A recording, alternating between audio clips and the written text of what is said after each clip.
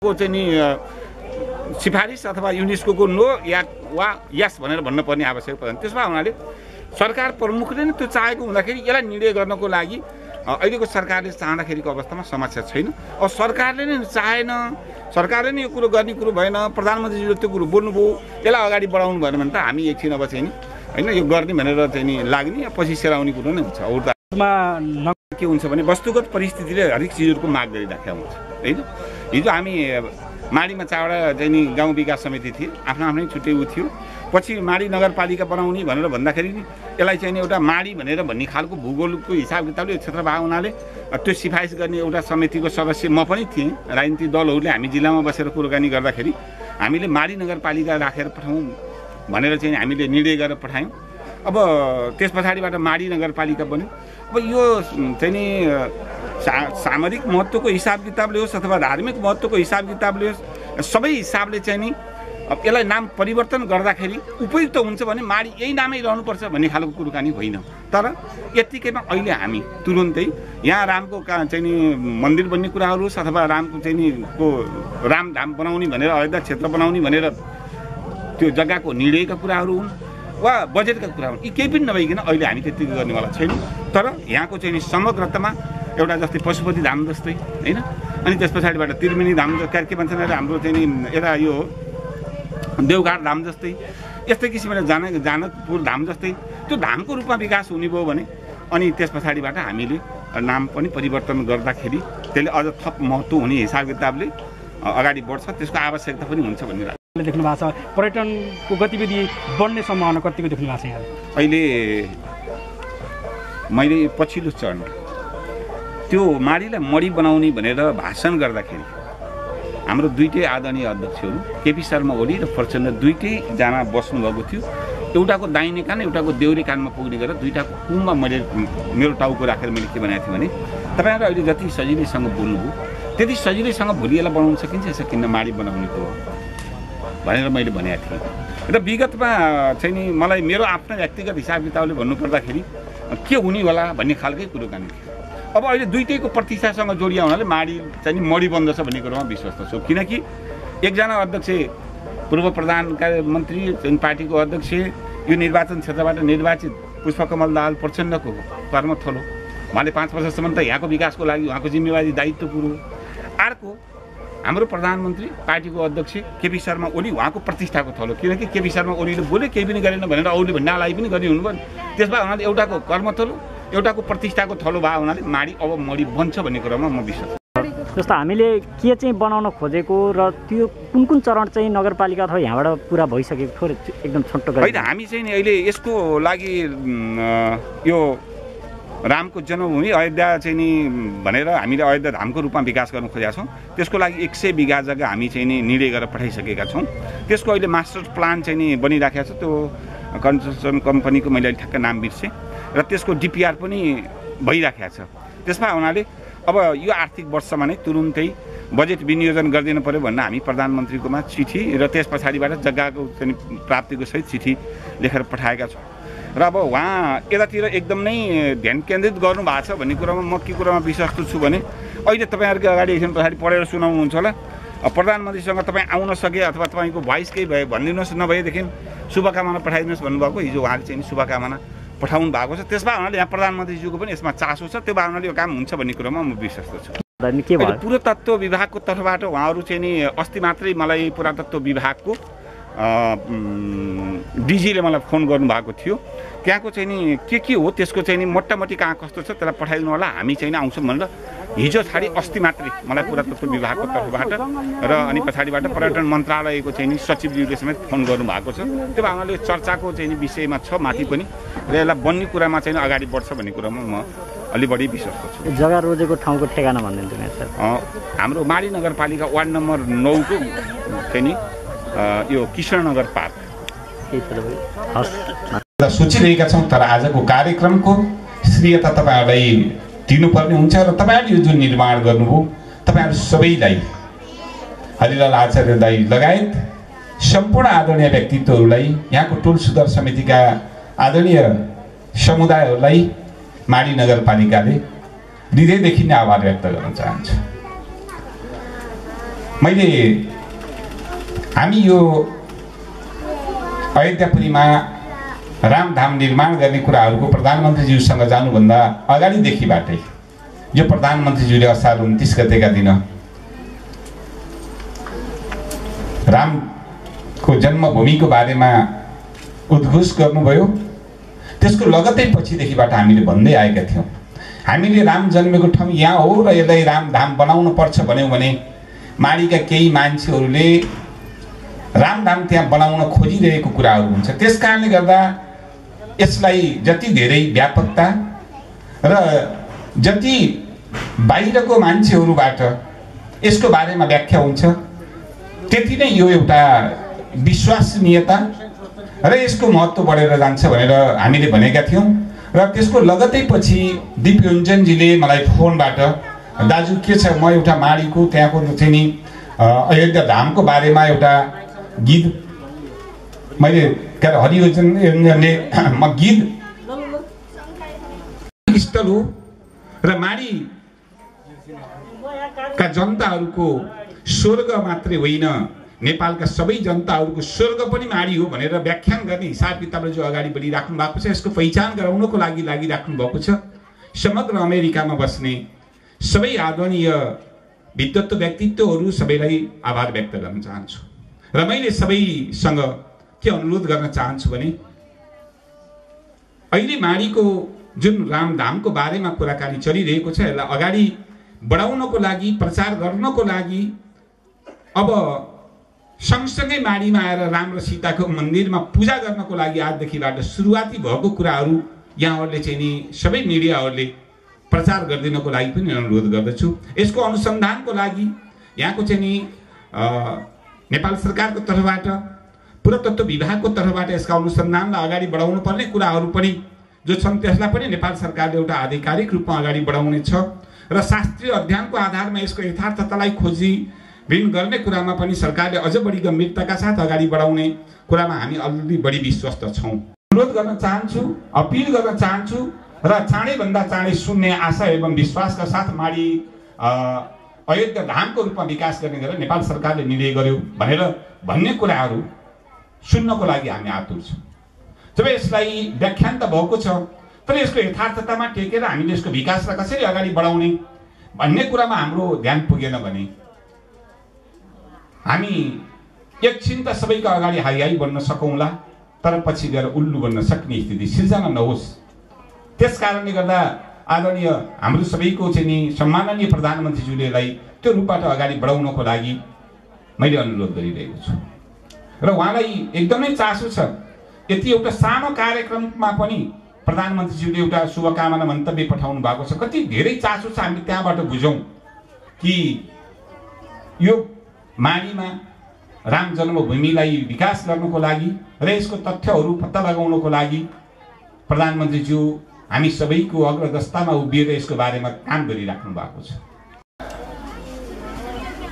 संयोग जुरेको छ तर यसलाई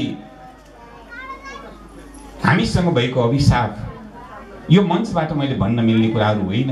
राष्ट्रिय निकुञ्ज हामी सबैको वरदान।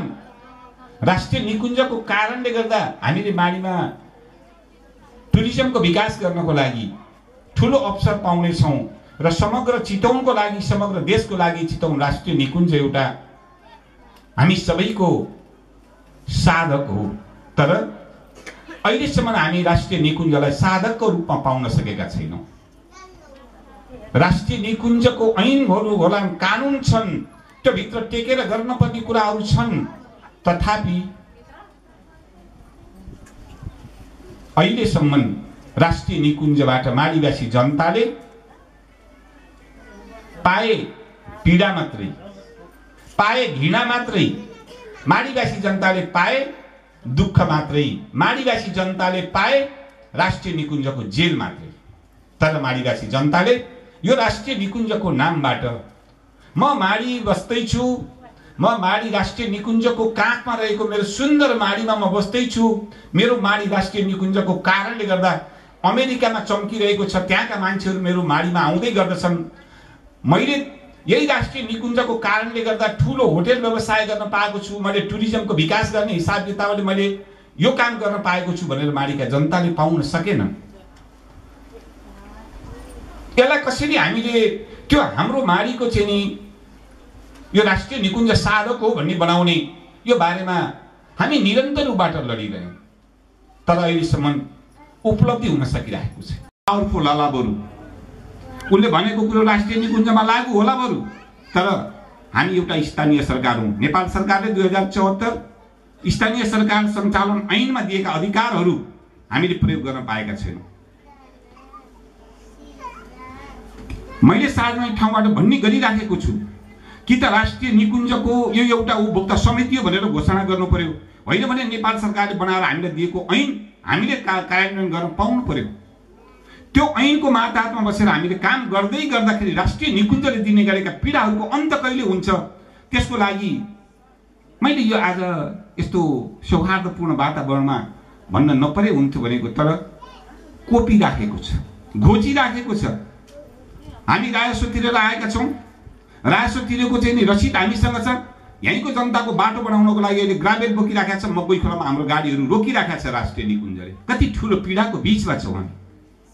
अहिले गएर हेर्नुभयो भने हाम्रा चाहिँ नि 10वटा गाडीहरू र त्यहाँका जेसिबीहरू त्यही रोकि नै राखेका छन्। म राष्ट्रिय निकुञ्जसँग यहाँ आएदेखिबाट लगातार फोन गरेको छु। हामी 22 गतेसम्म तपाईँहरूलाई चाहिँ राजस्व बुझाएका छौँ, 22 गतेसम्म हामीले बोक्ने अधिकार छ भनेर भन्दाखेरि राष्ट्रिय निकुञ्जबाट सुनवाई भएको छैन। त्यसैले कहिलेकाहीँ त कति ठुलो पीडा हुन्छ भने यहाँ यो कार्यक्रम गर्दै गर्नुभन्दा ती सेनाहरूलाई घेरेर अनि त्यस पछाडिबाट त्यहाँबाट लाठी लिएर खेदार्नु पर्ने हो कि, त्यो स्थितिबाट समेत पनि हामी यति ठुलो पीडामा छौँ। यो पीडाको अन्त्य गर्नको लागि नेपाल सरकारको ध्यान अहिलेसम्म पुग्न सकेन। त्यसकारण यसको ध्यान पुग्न पर्यो भने हामी जोरदार रूपबाट कुराहरू उठाइरहेका छौँ।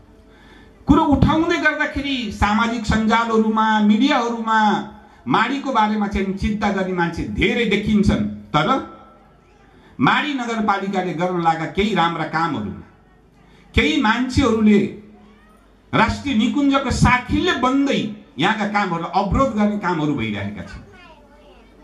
र त्यसैले सबै 40,000 अहिले हाम्रो चाहिँ नि तथ्याङ्कमा माडी नगरपालिकासँग 44,635 जनाको हामीसँग अहिले जनसङ्ख्याको डाटा छ। हामी ल त यो 44,000 सबै जनता माडीको हितको लागि राष्ट्रिय निकुञ्जले गरेका अन्यायको विरुद्धमा हामीले पाउनुपर्ने परिवर्तनको प्रत्याभूति हुने गरी कानुनमा उल्लेखित भएका कुराहरू पाउनुपर्छ भनेर हामी उत्रौँ त एक दिन पनि राष्ट्रिय निकुञ्जले हामीमाथि केही पनि गर्न सक्दैन। तर कुरो गर्दै जाँदाखेरि हामी चेपाङका घर बनाउने भनेर भन्यौँ, हामी बल गरेर पनि प्रयोग गरेर गर्छौँ भनेर चाहिँ मैले उद्घोष गरेँ। बेलुका सिडिओले चाहिँ नि भोलि नबनाउनु सिडिओ के अरे मेयर साहब भनेर भन्नुभयो। साउन 29 गतेका दिन अथवा 19 गतेका दिन किन भनिसकेपछि सेना हामी छोड्दिनौँ भनेर भन्छ। त्यसलाई पहिला ठाकुर प्रसाद ढकालको छातीमा गोली ठोक्न लगाउनुहोस् अनि त्यस पछाडिबाट अरूलाई लिएर गएर थुन्न लगाउनुहोस्। म मर्न तयार छु। मैले सिडिओसँग भनेकै शब्द त्यही थियो, मैले कर्णेलसँग भनेकै शब्द त्यही थियो। तपाईँहरू आउने हामीसँग लड्नको लागि। यो राष्ट्र, यो माडी, यो राष्ट्रिय निकुञ्ज हाम्रो होइन कि हामीलाई माया छैन? अनि सेनाले सुरक्षा गरेर सुरक्षा हुन्छ? सेनाले सुरक्षा गरेर सुरक्षित हुने भएको भए राजतन्त्र किन सुरक्षित गर्न सकेन सेनाले? ढल्यो त राजतन्त्र। नेपाली जनताले चाहे भने राजतन्त्र ढाले।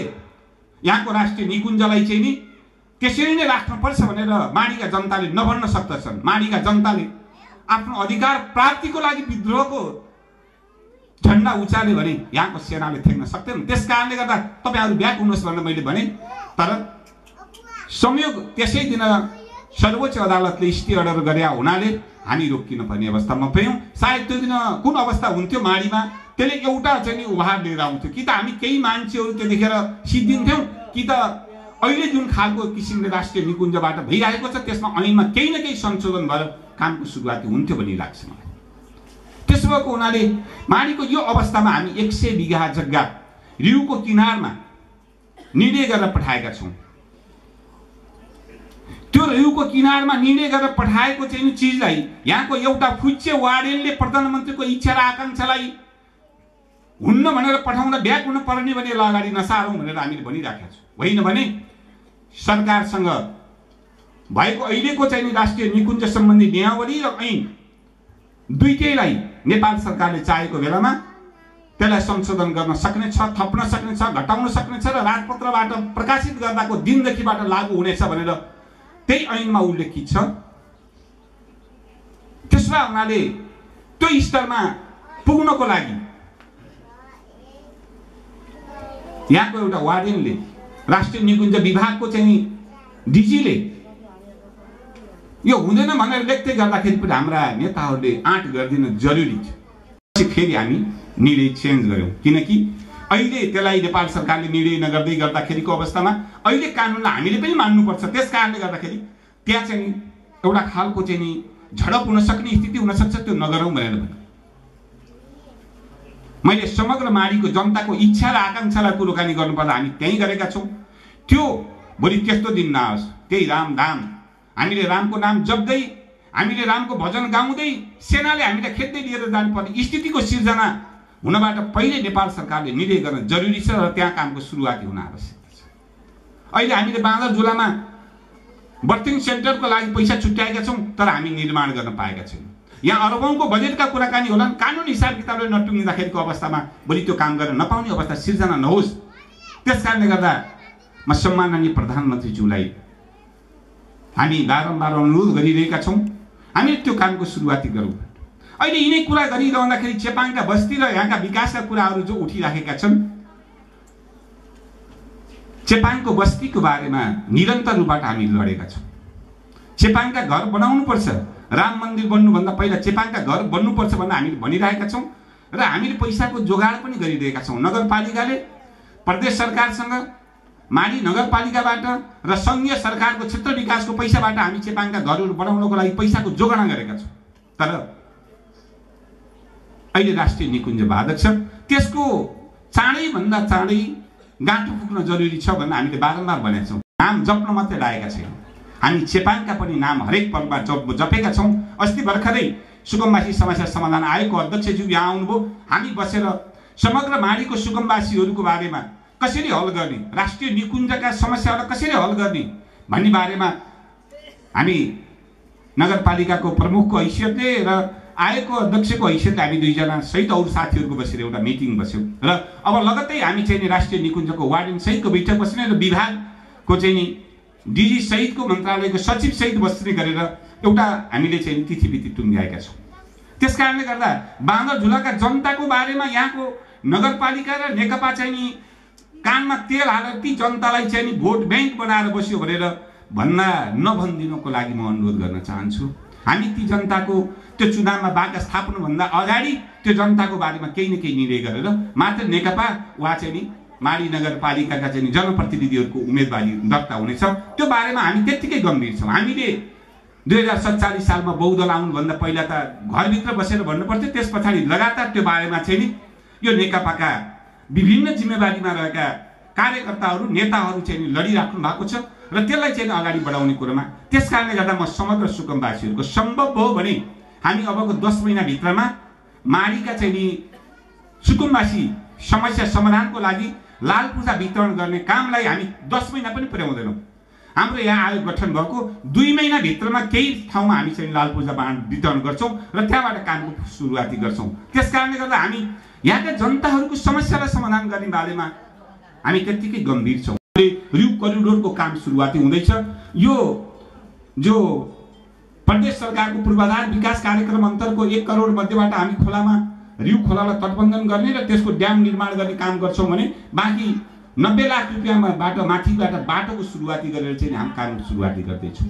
त्यस कारणले गर्दा यसको समग्र विकासको लागि यहाँका जनप्रतिनिधि अथवा अहिले भइरहेको सरकार र नेकपा चाहिँ यतातिर वास्तै गरेका छैन कि भन्ने खालको कुराकानीमा हामी त्यो रूपले पनि सोचिरहेका छौँ। त्यस कारणले गर्दा समग्र माडीको विकासको लागि हामी एउटा ढङ्गले अगाडि बढिराखेका छौँ। यो एउटा अवसर हो।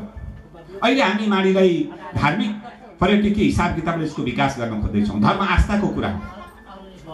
हामी माडी नगरपालिकाको तर्फबाट राम मन्दिर मात्रै बनाएर भजन गाउने कुरा गरिराखेका छैनौँ।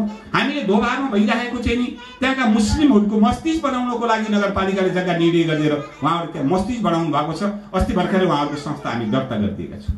कतिपय चेपाङ बस्तीमा अहिले आएर त्यो कुराहरू गर्न मिल्ने हो होइन, त्यो एउटा ठाउँमा होला। कतिपय ठाउँमा चाहिँ चर्च बनाउनु भएको छ, हामीले त्यो चर्च बनाउनको लागि पनि सम्मान गरेका छौँ। त्यस कारणले गर्दा हामीले 2072 सालको संविधानमा टेकेर त्यो संविधानले नेपाली जनतालाई प्रदत्त गरेको अधिकार धार्मिक स्वतन्त्रताको कुरा जो छ त्यो धार्मिक स्वतन्त्रताभित्र टेकेर माडी नगरपालिका र यसको मातृ संस्था नेपाल कम्युनिस्ट पार्टी त्यो संविधानमा टेकेको छ। विचारबाट स्खलित भएर वा चाहिँ दृष्टिकोणबाट स्खलित भएर मार्क्सवादलाई कुचेर धर्मतिरको कुरा होइन कि 2047 सालका 72 सालको संविधानले प्रदत्त गरेका अधिकार जो हामी सबै त्यहाँ कम्युनिस्ट कांग्रेस राप्रपा सबै मिलेर जो बनायौं त्यो संविधान हाम्रो हो। विश्वको सबैभन्दा राम्रो अहिलेको संविधान त्यो संविधानमा टेकेर हामीले यो धार्मिक कुरालाई अगाडि बढाइरहेका छौँ।